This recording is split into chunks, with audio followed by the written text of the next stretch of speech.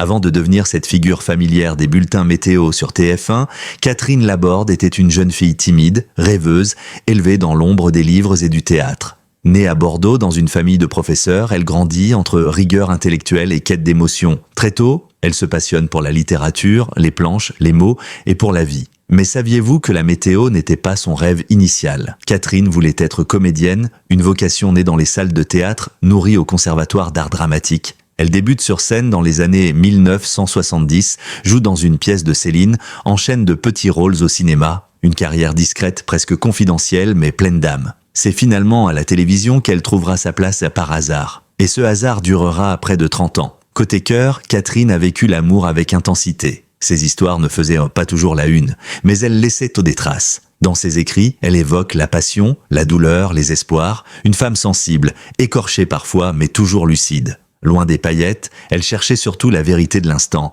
la sincérité des liens. Mais derrière cette image douce et discrète, une question surgit. Pourquoi Catherine Laborde est-elle morte? À 73 ans, alors que beaucoup ignoraient de sa maladie, elle s'éteint. Maladie rare, complications silencieuses ou simplement la fin d'un combat longtemps mené dans l'ombre. Si vous aussi vous êtes curieux de découvrir les zones d'ombre et les vérités cachées derrière le sourire de Catherine Laborde, abonnez-vous à notre chaîne dès maintenant. Activez la cloche pour ne rien manquer de notre série spéciale. Et surtout, dites-nous en commentaire, quels souvenirs gardez-vous d'elle? Vous attendiez-vous à cette fin? Partagez votre émotion, vos questions, vos hommages. Ensemble, partons à la découverte des raisons de sa disparition.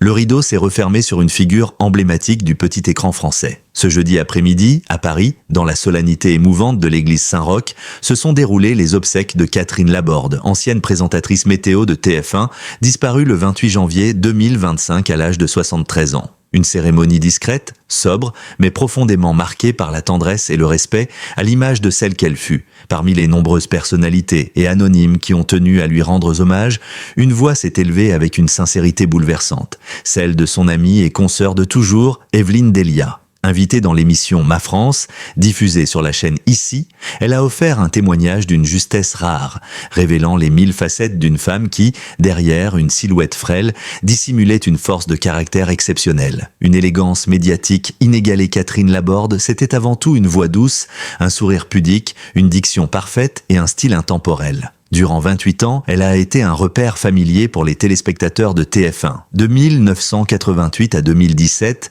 elle a traversé les générations avec une constance rassurante, incarnant la météo comme une parenthèse bienveillante entre les tumultes de l'actualité. Mais derrière la fonction, il y avait l'artiste. Avant la télévision, Catherine avait foulé les planches du théâtre. Diplômée du Conservatoire d'art dramatique de Bordeaux, détentrice d'une maîtrise d'anglais, elle avait débuté sur scène dans les années 1970, notamment dans l'église de Louis-Ferdinand Céline, avant d'apparaître dans plusieurs films. Jean-Charles Tachella la dirigea dans Cousin-Cousine, puis elle enchaîna avec des rôles dans Il y a longtemps que je t'aime et Croque la vie. Elle rêvait d'être comédienne, confie Evelyne Delia, non sans émotion. Elle avait une immense culture, une passion pour la littérature et le théâtre. Cette profondeur intellectuelle transparaissait dans ses bulletins météo où elle ajoutait toujours une touche personnelle, un regard, une intonation qui la distinguait de toutes les autres. Une fragilité apparente, une force redoutable, un petit bout de femme si fragile mais qui était si forte, dit d'elle Evelyne Delia. Cette phrase, empreinte d'admiration, résume à elle seule la dualité de Catherine Laborde. Car derrière le sourire se cachait un combat, celui contre la maladie à corps de Lewy, une pathologie neurodégénérative souvent méconnue du grand public, diagnostiquée chez elle en 2014.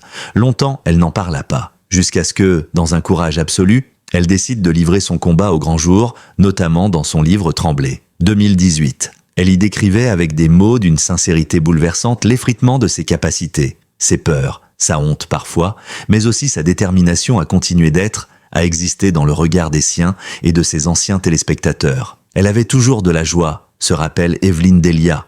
Même dans la maladie, elle souriait. Il y avait de l'appréhension, bien sûr, mais aussi de l'espoir. Cette lumière, elle la garda jusqu'à la fin. Elle la partagea une dernière fois le 1er janvier 2017, lors de son ultime bulletin où elle lança émue « Je vous emporte avec moi, vous m'oublierez? Moi non, je vous aime ». Ces mots résonnent aujourd'hui comme un adieu gravé dans la mémoire collective, à la fois intime et universelle. Une reconnaissance posthume empreinte de pudeur, Catherine Laborde n'a jamais cherché les projecteurs. Elle préférait la lumière tamisée d'éloges, les apartés discrets entre collègues, les conversations profondes plutôt que les mondanités. C'est sans doute pour cela que sa disparition bouleverse tant, parce qu'elle laisse un vide silencieux, celui d'une présence humble mais essentielle. Lors des obsèques, la famille a souhaité que cette discrétion soit respectée. Pas de fleurs ni de couronnes, mais des dons à l'association A2MCL, aidant et malades Accord de Léoui, afin que son combat personnel devienne un levier d'espoir pour d'autres. Un choix profondément humain, fidèle à l'esprit de Catherine, qui savait transformer sa douleur en message d'amour et de solidarité.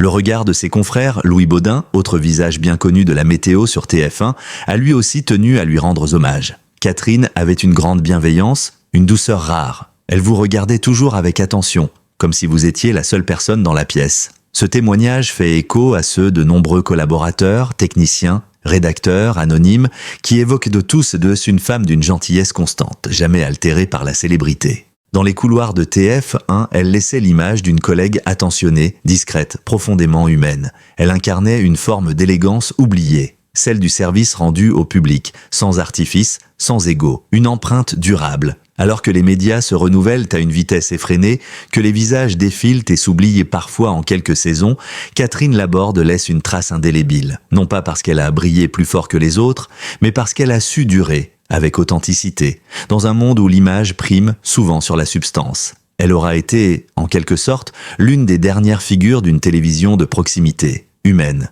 accessible. Et son héritage réside justement là, dans la tendresse qu'elle a su inspirer, dans la fidélité de ceux qui l'ont suivie pendant près de 3 décennies, dans la dignité de son départ. Aujourd'hui, une page se tourne. Mais le souvenir de Catherine Laborde, lui, ne s'effacera pas. Il continuera de flotter quelque part entre les isobars et les courants d'air chaud, entre les soirs d'orage et les matins de brume, dans cette météo qu'elle a su transformer en moments de poésie chaque jour pour des millions de Français.